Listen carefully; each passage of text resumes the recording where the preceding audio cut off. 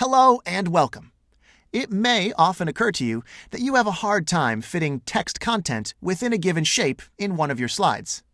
Usually, you would have to decrease the font size or enlarge the shape, but both of these options can be problematic. You could be reluctant to decrease the font size of the object because it is already too small to read.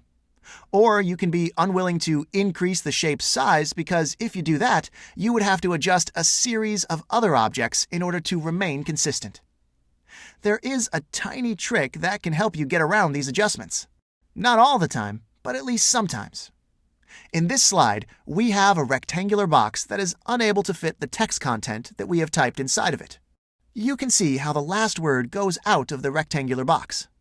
What we can do is select the object, right-click on it, and open the Format Shape menu. Once it is open, we will select the Text Box section. In order to leave more space for the text, we will modify the internal margins of the object.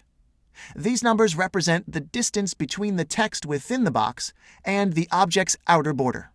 The greater the number, the more blank space that is left between text and the borders of the object.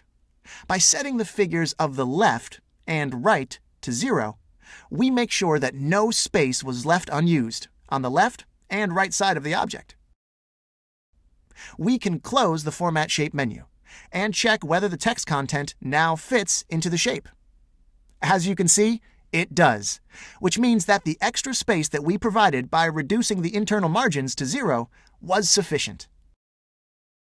This is how we can try to fit text in a given shape without modifying its size or decreasing the text font size. Thank you for watching.